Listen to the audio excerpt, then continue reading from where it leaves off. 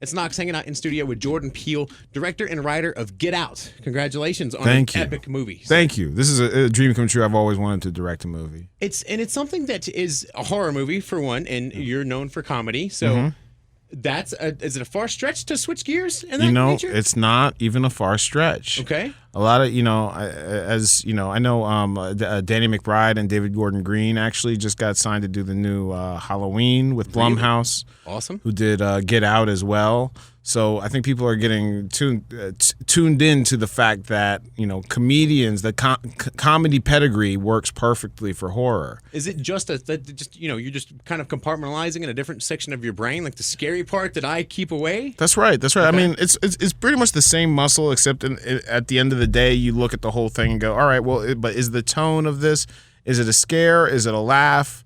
But, it's no mistake that, the best horror movies, an audience is going to be like giggling in anticipation. Right.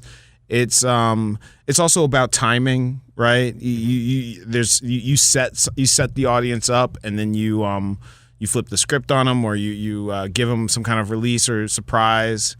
It makes a lot of sense. Is it easier to work the jokes into a horror movie with your comedic background? Is it like, all right, well, now I got this great scare, now I got to work this joke in, this little one-liner right here? Yeah, I mean, having like this comedy background, it really, you have to develop your ability to cut your comedy instincts sometimes, so that you can't have a joke that just totally takes us out.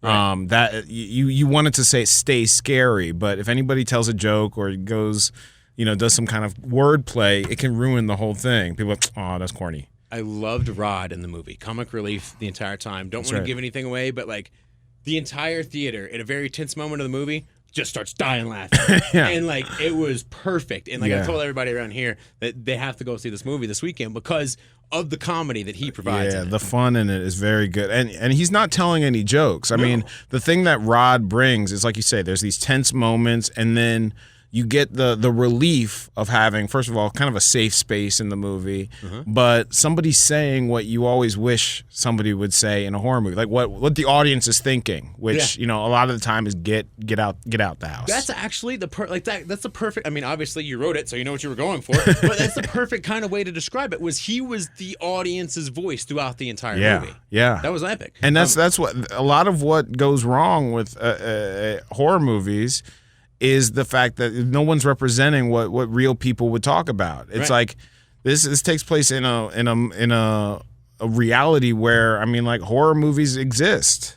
So Rod has his own conspiracy theories and all kinds of ideas what's going on. He's not exactly right all the time, but he's more right than the average horror character. He's right enough. Great film. Congratulations, by the way, for making me want to punch Bradley Whitford so bad. Like, I haven't wanted to punch him that bad since Happy Gilmore. Yeah, I'm telling you. He is very punchable, but also very likable in this movie. Like, this isn't the type of movie where you have a villain and it's a movie that deals with race. So you just like you hate the villains. He's strangely, he and Catherine Keener are managed to be kind of charismatic in a really sick way. Yeah, and that was one of the things that stuck out to me was the entire mindset of this town seems like it's right down the street, which is scary. In its own right, and the idea that you were going for. Now, all this came from, like, you started this idea in 2008. Is that right? I started it in 2008. Okay. Along with several others. We were going through. We were electing President Barack Obama,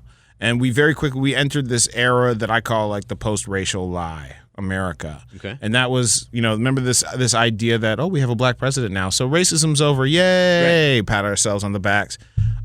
People weren't talking about racism, and that didn't mean it didn't exist. And so this movie was about calling out this monster that still lurks, always will, unfortunately, I believe, lurk underneath the country. It's scary to admit, too. Like, a lot of the things that the people in the town were saying, I've heard my friends and family not even meaning it in any sort of tone whatsoever.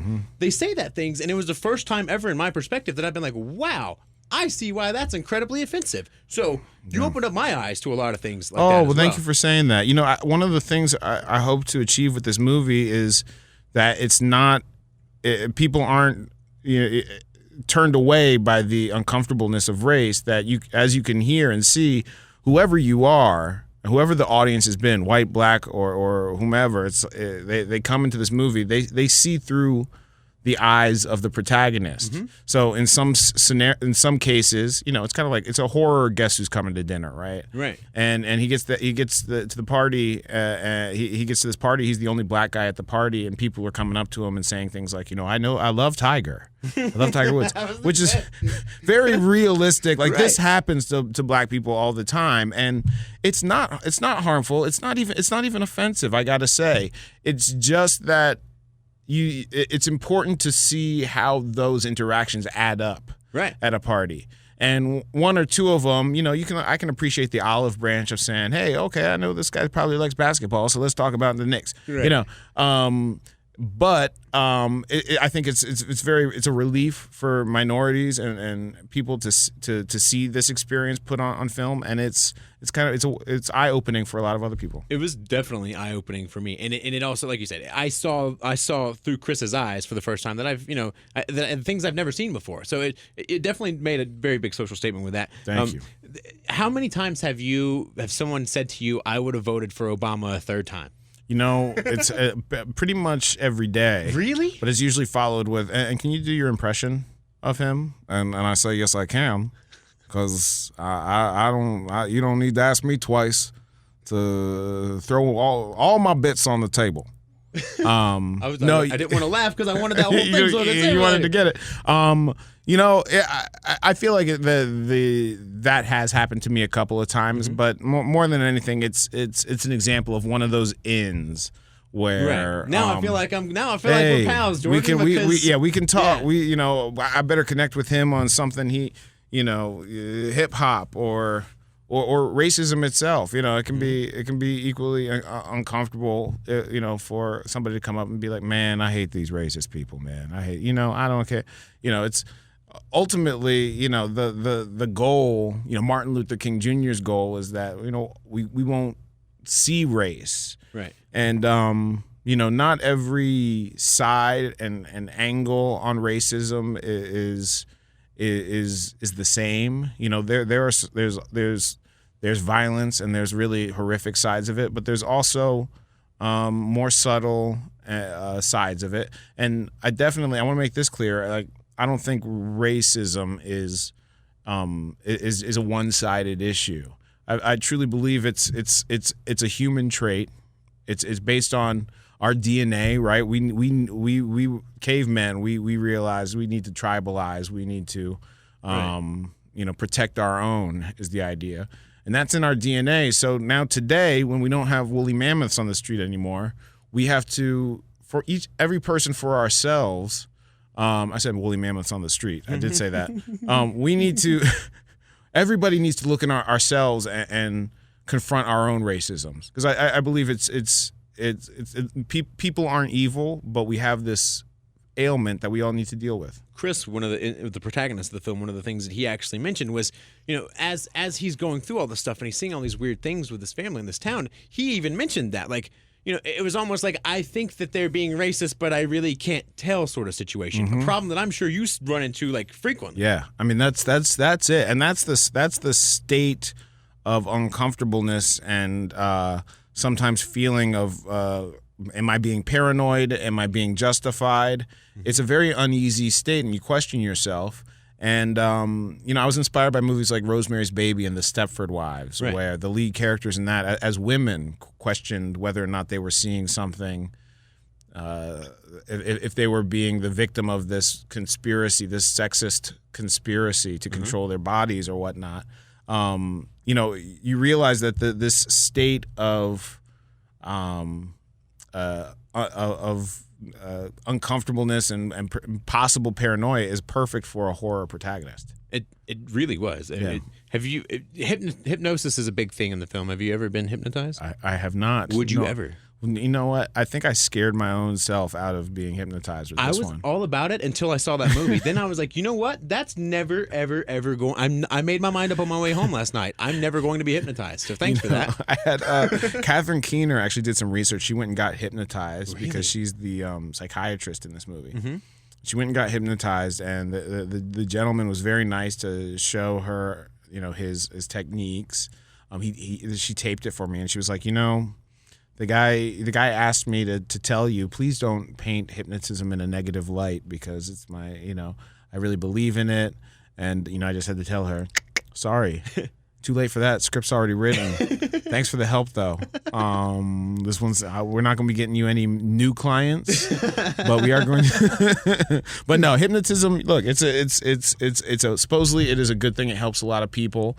And I take a little bit, I bring a little witchiness to it and sort of invented this dark it's a little bit out there, but version of it. It worked. It definitely got the message across. You don't apparently know how to do things half-assed. You had a very busy February, and we're half through. A, your birthday. Yep. B, your wife's birthday. Yep. C, you got a baby on the way. Congratulations. I do. And you're releasing a movie. It's a big February. Are you going to take March off? Pretty much. I'm working on the Tracy Morgan show. I'm a producer on his new show on TBS, and that's fun. I'm really excited about helping him, support him, and his voice and his style of comedy. He's a special performer.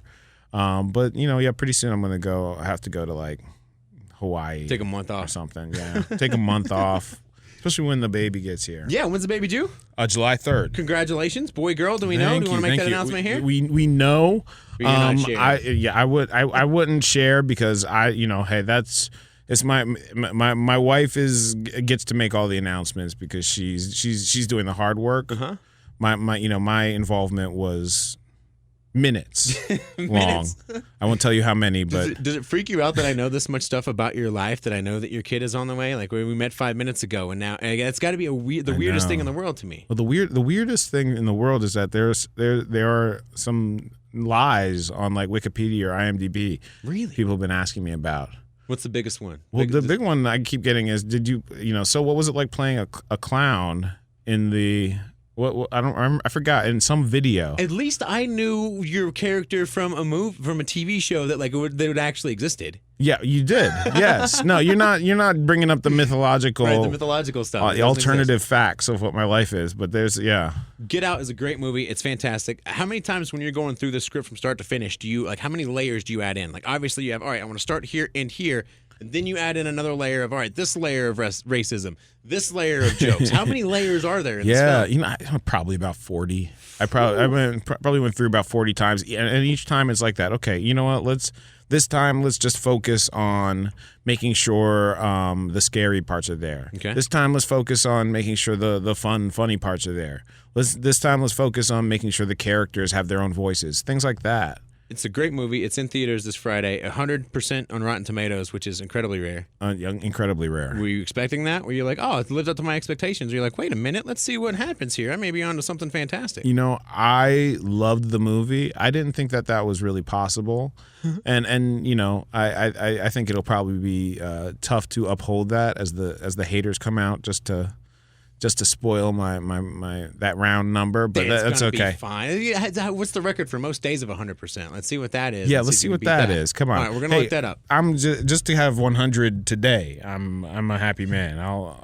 It's always gonna be 100 for me. Jordan Peele and your amazing King Dinosaur sweater. Thank you so much for coming by and hanging out with us. Thanks, man. I appreciate you. Thanks, man.